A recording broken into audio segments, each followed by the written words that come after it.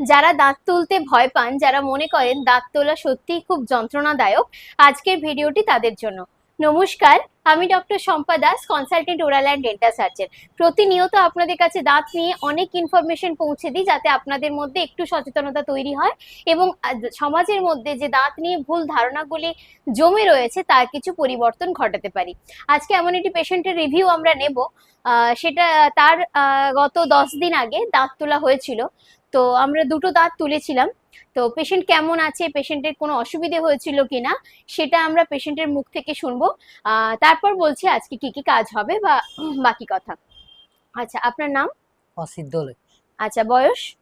26। 26। কি সমস্যা হয়েছিল? আমার দাঁতে সাইডে পুঁজ হয়ে গেল, হুম ব্যথা যন্ত্রণা হচ্ছিল হুম প্রচুর।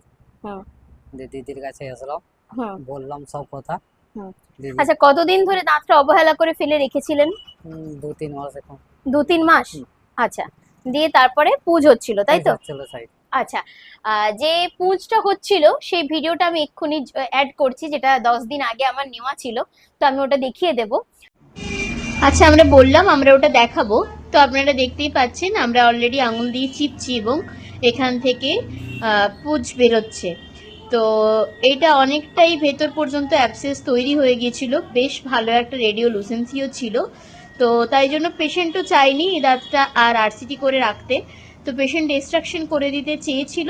তো এই ছিল প্রথমের কন্ডিশন এবং এরপর আমরা এক্সট্রাকশন করে দিই। পর আমরা কি করি, ওই দাঁতটা তুলে দিই। তুলে দিয়েছে। হ্যাঁ, তো তোলার পর কি হয়েছিল? তোলার পর দেখছি এখন।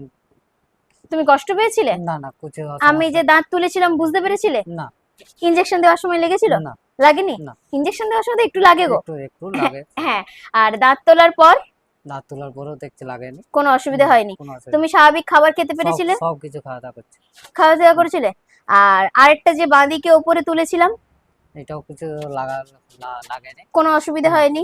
দাঁত তোলার পর খেতে সব কিছু খাচ্ছে। সব খেতে পেরেছো তো? আচ্ছা, যারা ভাবেন দাঁত তোলার পর একদম লিকুইড জাতীয় খাবার খেতে হয়, কিছু খেতে পারা যায় না, এই ধারণাগুলো ভুল। এখন ডেন্টিস্ট্রি অনেক এগিয়ে গেছে।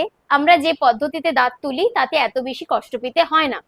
এবার হ্যাঁ, সবকিছুরই ব্যতিক্রম থাকে, তাই এক্ষেত্রেও কিছু না কিছু ব্যতিক্রম হয়। কোনো কোনো ক্ষেত্রে আমরা আগে থেকে ইনস্ট্রাকশন পেশেন্টদেরকে দিয়ে দিই যে এই দাঁতগুলো তোলার মধ্যে জটিলতা রয়েছে এবং এই দাঁত তোলার পর আপনার এই এই অসুবিধে হতে পারে, কিন্তু সেগুলো ব্যতিক্রম। রেগুলার সমস্ত ক্ষেত্রে কিন্তু এই সমস্যা দেখা দেয় না। এগুলো একদম স্বাভাবিকভাবে আমাদের দাঁতটা তোলা হয়েছে।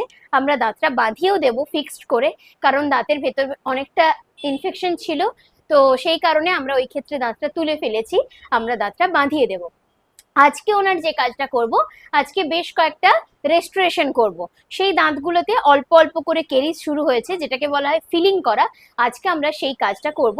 শুধু জাস্ট তার আগে আমরা পেশেন্টের থেকে রিভিউটা নিয়েছিলাম, যাতে আপনারা যারা এই ভিডিও আপনাদের কাছে পৌঁছবে, যারা দেখছেন, তাদের মধ্যে এই ভয় ভীতিটা আমরা কিছুটা হলেও কাটাতে পারি। সবাই ভালো থাকুন, সুস্থ থাকুন, নমস্কার।